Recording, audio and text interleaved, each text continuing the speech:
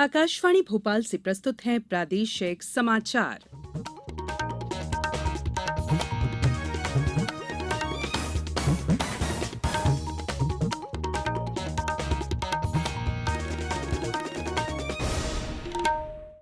नमस्कार, समाचारों के साथ मैं संयुक्ता बैनर्जी। कोरोना वायरस के नए स्वरूप ओमिक्रॉन को देखते हुए आपसे अपील है कि सतर्क रहें और पूर्ण टीकाकरण कराएं। 15 से 18 वर्ष के किशोरों और अन्य लोगों के टीकाकरण में भी मदद करें। सुरक्षित रहने के लिए 3 सरल उपायों का पालन करें। मास्क पहनें, 2 गज की सुरक्षित दूरी बनाए रखें, हाथ और चेहरा साफ रखें। कोविड से संबंधित किसी भी जानकारी और मार्गदर्शन के लिए राष्ट्रीय हेल्पलाइन नंबर 011-239-78046 और 1075 पर संपर्क करें। अब इस बुलेटिन के समाचार। सबसे पहले मुख्य समाचार। ग्राम पंचायतों का अधिकार बढ़ाने के लिए प्रदेश में लागू किया जाएगा पेसा अधिनियम। राज्य में शुरू की गई स्क्रैप पॉलिसी। 15 वर्ष से पुराने सरकारी वाहनों का नहीं किया जा सकेगा उपयोग। आज से शुरू की जा रही है जबलपुर के खमहरिया में पहली डेयरी स्टेट। और लखनऊ में आज खेला जाएगा भारत और श्रीलंका के बीच T20 क्रिकेट मैच। अब समाचार विस्तार से। प्रदेश में पंचायती राज व्यवस्था को मजबूत करने और पंचायतों के अधिकारों को बढ़ाने के लिए पेसा अधिनियम लागू किया जाएगा। मुख्यमंत्री शिवराज सिंह चौहान ने इस बारे में कहा है कि पेसा अधिनियम को सरलीकृत कर प्रदेश में लागू किया जाएगा। श्री चौहान मंत्रालय में पेसा अधिनियम के अंतर्गत गतिविधियों तथा उनकी समय सीमा की समीक्षा कर रहे थे। उन्होंने कहा कि पेसा एक्ट का चरणबद्ध तरीके से क्रियान्वयन किया जाएगा। अधिनियम के लागू होने से ग्राम सभाएं विभिन्न निर्णय ले सकेंगी। ग्राम सभाओं के अधिकार क्षेत्र में वृद्धि कर पंचायती राज व्यवस्था को सुदृढ़ किया जाएगा। मुख्यमंत्री श्री चौहान ने जल संसाधनों की योजना और प्रबंधन, खदान और खनिज, मादक पदार्थ नियंत्रण, गौण वनोपज, बाजार और मेलों पर नियंत्रण सहित विभिन्न विषय पर चर्चा की। उन्होंने बताया कि ये केंद्रीय अधिनियम है जिसमें विभिन्न विभागों के कार्यों का प्रावधान है। ग्राम सभाएं इन पर आवश्यक निर्णय और प्रस्ताव भेज सकेंगी। परिवहन और राजस्व मंत्री गोविंद सिंह राजपूत ने बताया है कि केंद्रीय परिवहन मंत्रालय द्वारा घोषित मोटरयान स्क्रैपिंग पॉलिसी का क्रियान्वयन प्रदेश में शुरू कर दिया गया है। मोटरयान स्क्रैपिंग पॉलिसी का मुख्य उद्देश्य अनुपयुक्त और प्रदूषणकारी वाहनों को चरणबद्ध तरीके से समाप्त कर पर्यावरण के अनुकूल वाहन स्क्रैप कर फिर से इस्तेमाल को बढ़ावा देना है। स्क्रैपिंग पॉलिसी लागू करने से पर्यावरण प्रदूषण और सड़क दुर्घटनाओं को रोकने में मदद मिलेगी।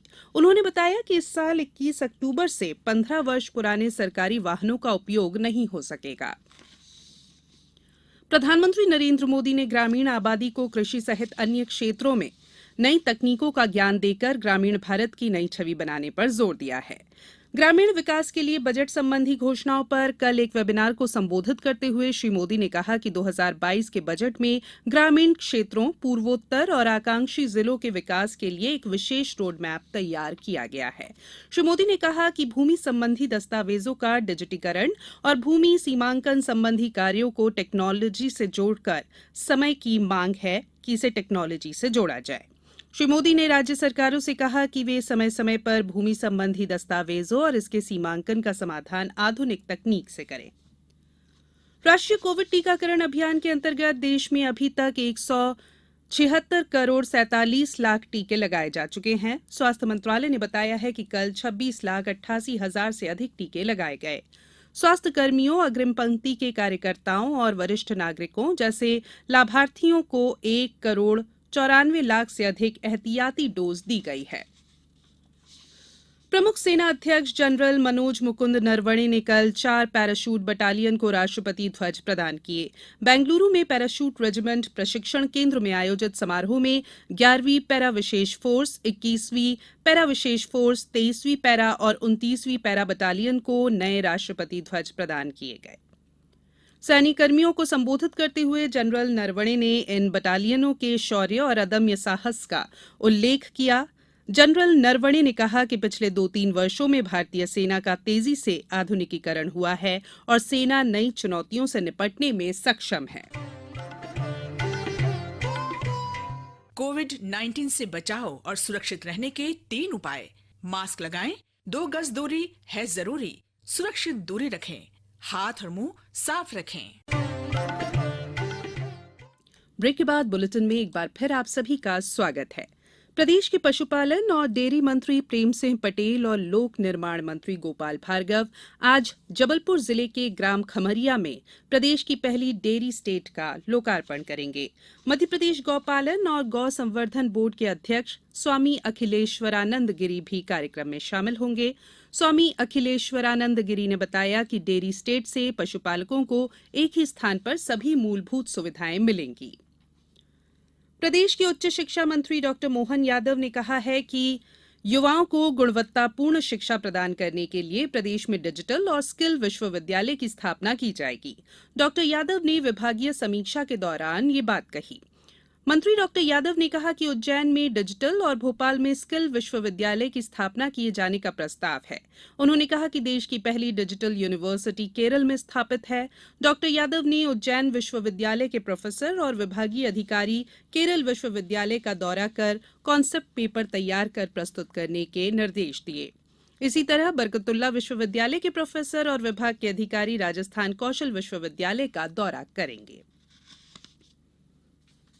जल जीवन मिशन में लोक स्वास्थ्य यांत्रिकी विभाग और जल निगम द्वारा उज्जैन संभाग के उज्जैन, देवास, शाजापुर, आगरमालवा, रतलाम, मंदसौर और नीमच जिले में अब तक 609 करोड़ 19,88,000 रुपए लागत की 895 जल प्रदाय योजनाओं पर विभाग के मैदानी अमले द्वारा जल जीवन मिशन के मापदंडों के अनुसार कार्य किया जा रहा है।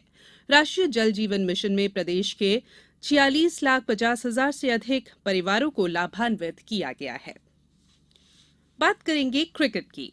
भारत और श्रीलंका के बीच 3 टी20 अंतर्राष्ट्रीय मैचों की श्रृंखला का पहला मैच आज लखनऊ के इकाना क्रिकेट स्टेडियम में खेला जाएगा।